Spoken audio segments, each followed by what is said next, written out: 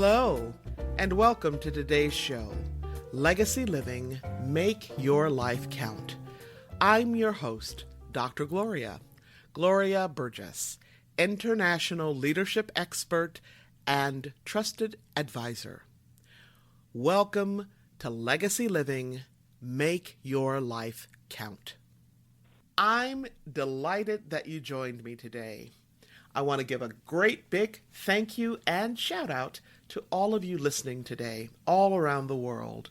I'm delighted and so grateful that you joined me. I want to let you know that I've made a few changes to my show. The first change is that I want you to know a little bit more about me and that you can now find my podcasts under the heading of management on some of our listening platforms. That's right, management. So, if you're just finding me and tuning in for the very first time, I want you to know that I'm a leader and an entrepreneur. In fact, I have founded or co-founded not one, not two, but 3 successful businesses. Or maybe I should say 3 successful organizations, because 1 is a nonprofit and 2 are for-profit businesses. Yes, that's right. Now, before I became an entrepreneur, which was over 25 years ago now, I worked in corporate America for some really big companies like Xerox and Citibank. I also worked in higher education as an administrator and as a professor. As a matter of fact, I still do a little professing every now and then. I'm also a founding partner with the John Maxwell team, and I'm one of their faculty members as well, where I help all kinds of people leave their job, their job, and start their own business. I help speakers and coaches and trainers hone and polish their skills as well. So, if you're looking for a dynamic speaker to open or close an event, or if you need a caring and experienced coach or a trusted advisor or thought partner to help you with your business strategy or to develop the leaders in your organization, let's talk about how I can serve you and add value to you and your team. You can connect with me via LinkedIn or on Facebook. On LinkedIn, just look me up. I'm Dr. Gloria J. Burgess.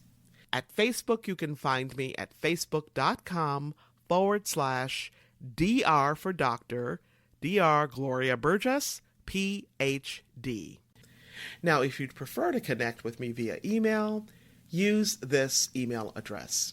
Just type in info, at gloriaburgess.com. All right? Great. So again, I'm delighted and so very grateful that you joined me today. I sure hope you're enjoying a fabulous day and that you're having a fantastic week. Because you know what? In the grand song of the universe, life is very, very short. It's short and sweet and very precious. So I hope you're making a difference in your own life. Because you know what? When you do, you also make a difference in someone else's life. Now, a lot of folks really want to make their life count for something, but they don't know how, or it just seems so big and overwhelming, they don't know how or where to begin. So they ask me, Dr. Gloria, how do you do that? How do you make your life count? Well, let me tell you, it's very simple, very, very simple. You make your life count day by day, step by step, smile by smile, every single day, 365, 24/7. You make your life count by making real connections with people.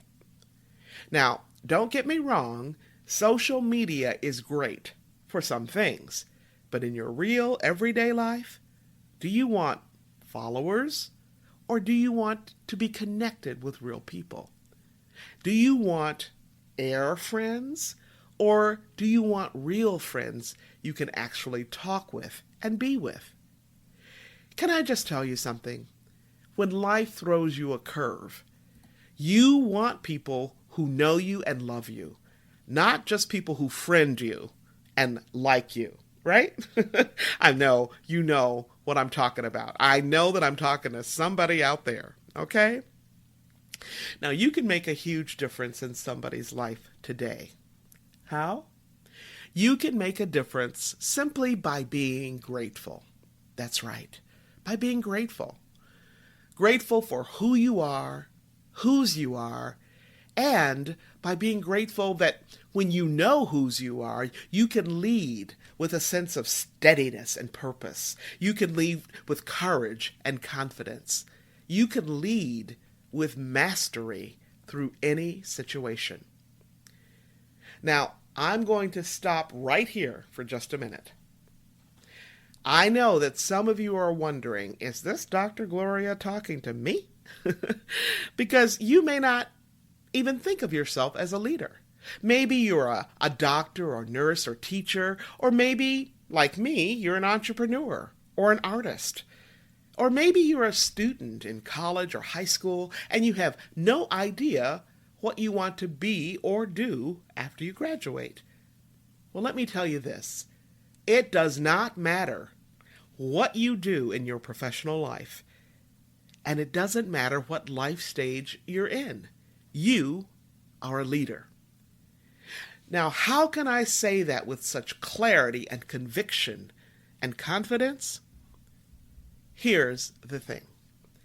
If you are participating in this wonderful adventure we call life, then guess what? You are a leader.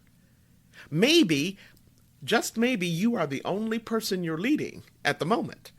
But somebody has to be in charge, right? And that's you. You are in charge of yourself. So, you can make a difference in your own life, and you can also make a difference in someone else's life. When you know how to lead yourself, you can take that knowledge and transfer it. You can transfer those skills and competencies so you can lead in any circumstance. Now, today we are going to talk about how to do just that. Specifically, we're going to talk about leadership and gratitude. I am going to share with you about the mindset of a great leader. This mindset is summed up quite nicely in this wonderful quote from Max Dupree. Here's what he says. Dupree reminds us that the very first responsibility of a leader is to define reality. And the last responsibility of a leader?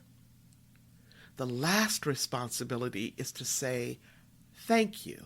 And in between, he says, the leader is a servant. Now I'm going to repeat that.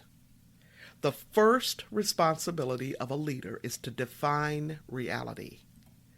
And the last responsibility is to say thank you. And in between, the leader is a servant. Now let me unpack this just a bit. What Dupree is saying here is the first aspect in the mindset of a great leader. Okay, and that's what? To define reality. Now this simply means that you have to have a clear grasp of what's happening around you and within you. And you must have the ability to clearly communicate, to clearly articulate what's happening around you and within you. The second aspect in the mindset of a great leader is gratitude. Now, how many times have you heard me talk about gratitude on this show, right? If you're my daughter or one of my clients or one of my students or my husband, you've heard me say any number of times that gratitude is one of the greatest gifts you can give to anyone. I'll say a little bit more about that later in the show. The third aspect of the mindset of a great leader is to be a servant. So in between defining reality and saying thank you, the leader is a servant.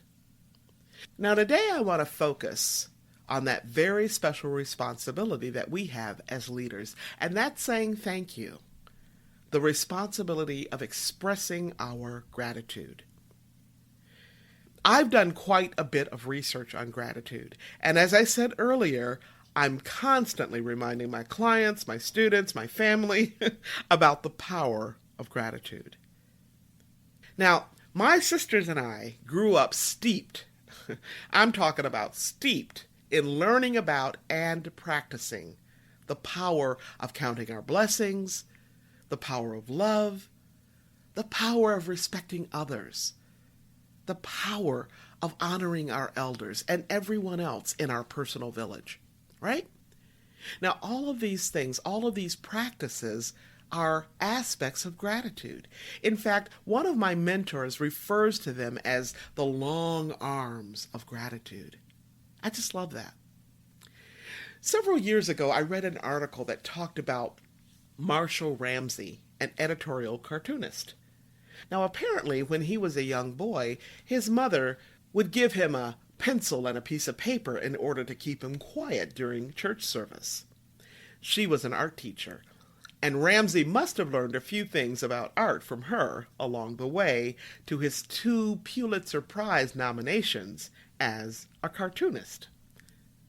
When he left his position as editorial cartoonist at the Clarion Ledger in Jackson, Mississippi, Ramsey actually expressed his gratitude for those 2 Pulitzer Prize nominations.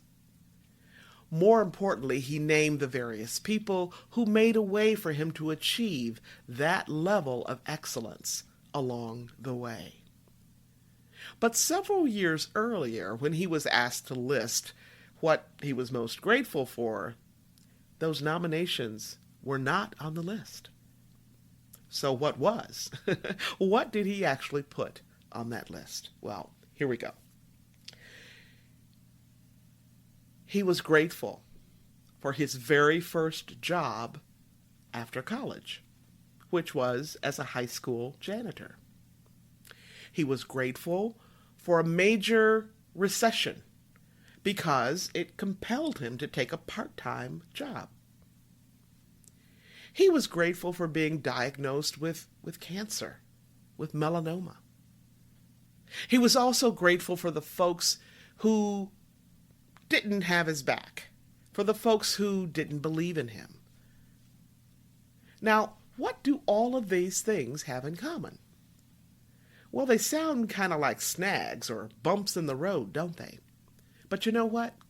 When we hit bumps in the road, those bumps are actually very special moments. Why? Because they give us an opportunity to take a closer look at the bumps. That's right. Because behind every bump, there is a blessing. You see, in his first job out of college, he worked as a janitor, just like my dad. And because of that particular job, Mr. Ramsey met the woman he would later marry. How did that happen? Well, she was the daughter of a fellow janitor. Now, how cool is that? You know, some folks, when they lose their jobs, they just get grumpy. All of a sudden, they find they have all of this spare time on their hands. But instead of making use of that time, they just get grouchy. Well, not Ramsey. When he got laid off, he used his spare time to launch a second career. And when he received his diagnosis that he had cancer, he decided to reach out and help others. He actually decided to help raise awareness about melanoma. Now, I just love that. Here he was with a cancer diagnosis, and instead of having a pity party, well, he probably did have a pity party, but instead of dwelling in that place of pity, he was inspired to reach out to help save other people's lives. Now, we all encounter folks in our life who don't believe in us, right? Sometimes it's our classmates, sometimes it's a teacher, sometimes it's people in our own family. But, you know what? This guy didn't let those folks stand in his way. He was handed a bunch of lemons, right? But he knew how to make lemonade. Now, I share this with you because as leaders, sometimes we get a bunch of lemons. Sometimes we hit a lot of bumps in the road. Sometimes it just seems like one thing after another crops up in our lives. And the best response is not to throw a pity party, right? Well, we can throw one, but we can't wallow in pity. Our next best response is, guess what? That's right, it's gratitude. We must cultivate an attitude of gratitude, which means that we must be able to identify, pay attention to, and appreciate the negative forces, the negative people, the negative events in our lives, so that we can be intentional to harvest what we learn and to reap the many benefits that come our way as a result of those negative experiences. Research shows that when you can be grateful rather than hateful about bad experiences, you can actually see the silver lining and see behind what appears to just be a big, fat, gloomy cloud. By being grateful instead of hateful, you can give your psychological and physical immune system a leg up. You can actually give it a boost, right? And you can rewire your brain. In fact, you can alter your brain and your mindset so that gratitude can become a way of moving through the world. It can become a habit, okay? It can become a practice, the way that you approach life. When I was a little girl, my parents insisted that I appreciate who I was. Okay, that I appreciate whose I was, that I appreciate my sisters, that I appreciate them, okay, that I appreciate my teachers, my neighbors, my friends, even when we didn't see eye to eye, even when they said mean things to me, even when people or events became bumps in my road. They insisted because they knew it would transform me. Right? It would also make me stronger, more loving, more caring. They probably knew that they were equipping me for life and for leading myself and eventually others. Now, today's research is now documenting what my parents learned from their parents, who learned it from their parents, right? Here's what I know, and here's what the research shows. Before you can count your bumps as blessings, you first have to learn how to be grateful for the bump. Okay? And here's the best way to do that. Instead of viewing the bump as a bump, reframe it. Reframe your bump as a blessing. Now that's a great practice, a great habit.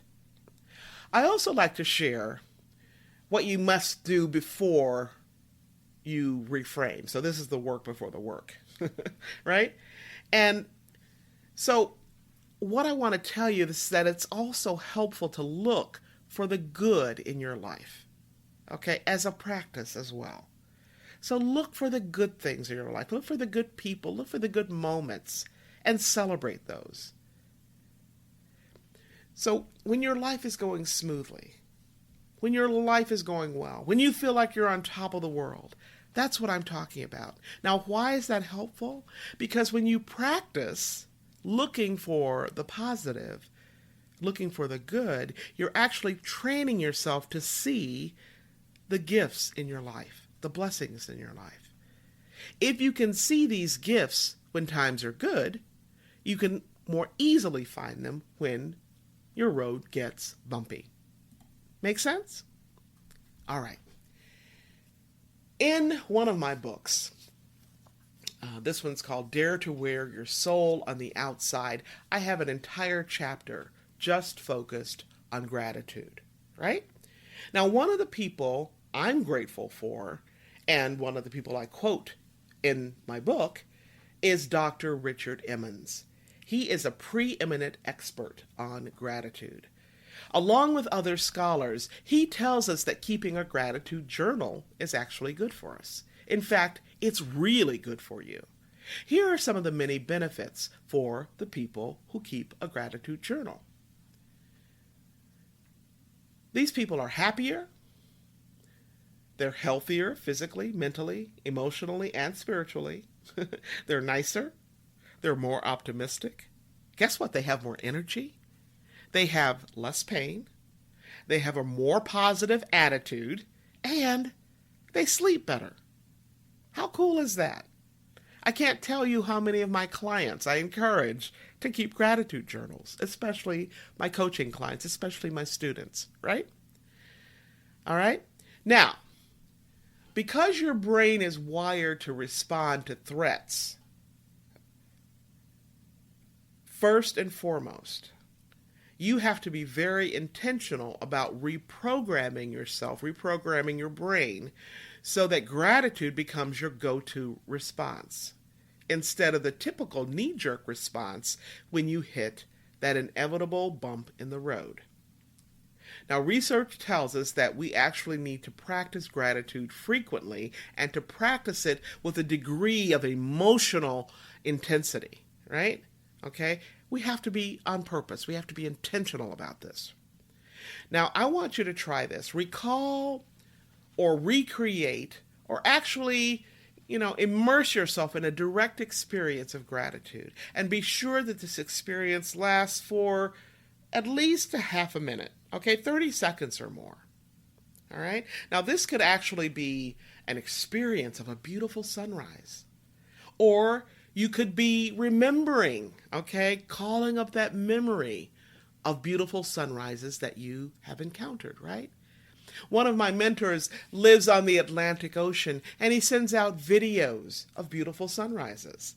Okay? You can also hear in these videos that he sends the soft sounds of the waves lapping against the shore. So it could be a sunrise, a sunset, or maybe it's a memory of you holding your son or your daughter for the very first time. Or someone on your team who just made your day, right?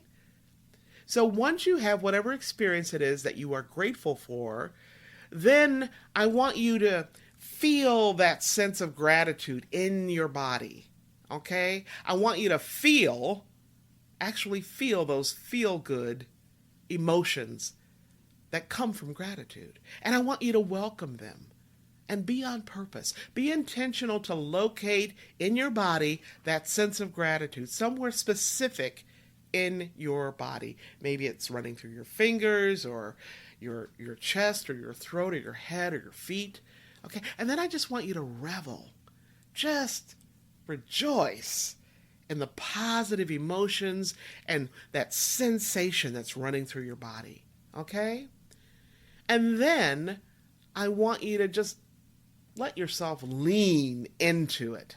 Okay? Lean into that gratitude. In other words, let yourself go. Surrender. Give it up. Surrender yourself to gratitude.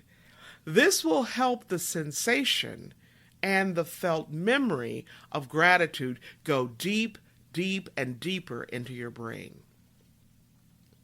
Now, some of you are probably saying, well, you know what? I can't do this gratitude thing. I just don't have anything or anyone to be grateful for. Well, let me tell you, if you have breath in your body, that is sufficient reason to be grateful. Can I hear an amen? And here's some more good news. Most of you know about the movie called It's a Wonderful Life. Now, this is one of my favorites.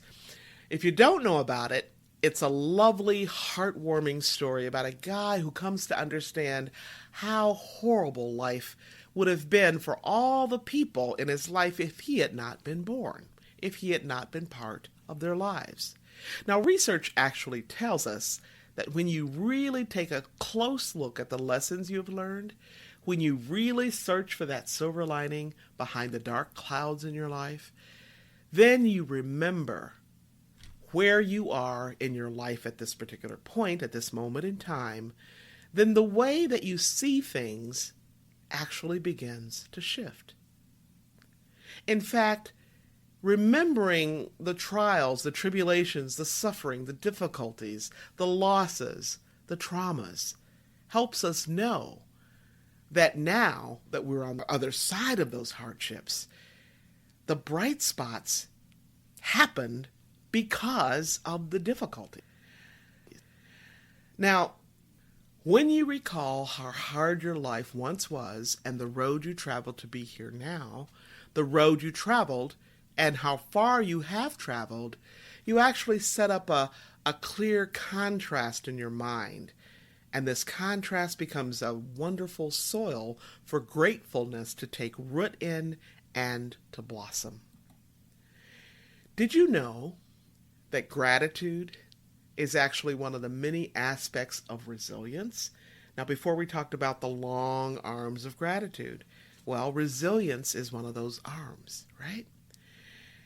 So that means that when the hard times set in, gratitude can help you bounce back better. Okay, that's what resilience is all about, being able to bounce back after stress or hardship or difficulty. And it also means that you'll be able to pinpoint the positive when life throws you a curveball. As an element of resilience, gratitude helps you recover from adversity. Now, earlier I mentioned that when you make gratitude a habit, it can become part of your physical and psychological immune system that will help you transform trauma into opportunity, pain into possibility, turning your victim mindset into a victorious mindset. So when something awful occurs in your life, I want you to stop, look, and listen. Then ask yourself, what is the lesson in this for me? What's the silver lining here? What's the rainbow that I can find? Right? How can I turn these lemons into lemonade? In other words, how can I be grateful for this awful event or person or moment or circumstance? How can I be grateful for this adversity? And then how can I flip it and reframe it and be thankful for it? All right. If you learned something in the show today, be sure to tell somebody. I want you to share the wealth. Share it with your friends, your family, your coworkers, so they can be lifted up and inspired and equipped just like you. You know what? One of the biggest gifts you can give to someone else is to give them the gift of you. It is to use your gifts, your talents, and your signature presence that exists nowhere else on the planet. So ask yourself, how will I use my leadership to reimagine my team, my law practice, my police force, my city council, my school building? How can I provide a lifeline to someone I may never know so that you can make a difference in your own life and in the lives of others? As we continue to celebrate the majestic music of your life, I want to celebrate you for making your life count. Be sure to join me next week. Now, if you missed last week's show or any part of this week's show, you can listen to the recording at your convenience. You can even listen to it on the go. Check it out at iTunes, Audible, Alexa, SoundCloud, iHeart, TuneIn, Spreaker.com, Talk Network Radio, and so many other places. Or you can tune in right here at Talk Network Radio. That's www.talknetworkradio.com/hosts/legacy living. That's talknetworkradio.com/hosts/legacy living. You can learn more about my work and Legacy Living Make Your Life Count by visiting the Gloria Burgess website.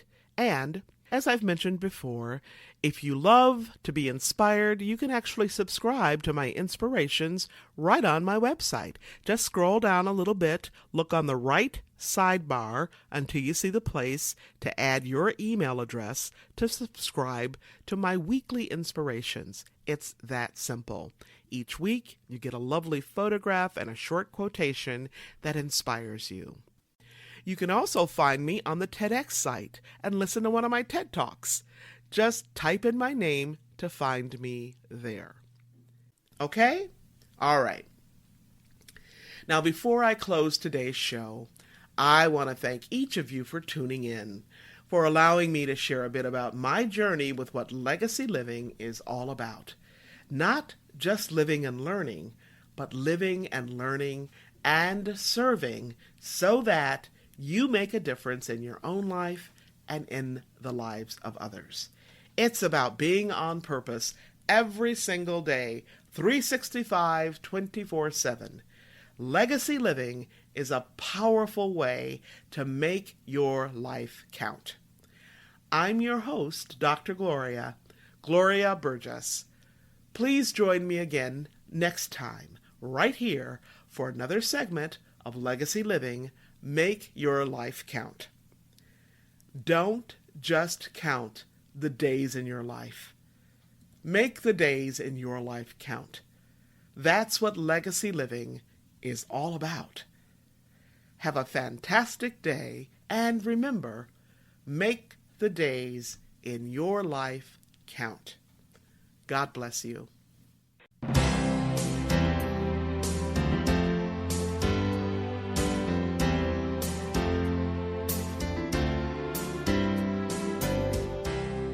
That's our show today. I'm your host, Dr. Gloria Burgess. I hope you'll join me again next time. Until then, don't just count the days in your life. Make the days in your life count. That's what legacy living is all about. Here's to you. Have a fantastic day, and be sure to make it a yes kind of day. Remember to celebrate the music of your life. Make the days in your life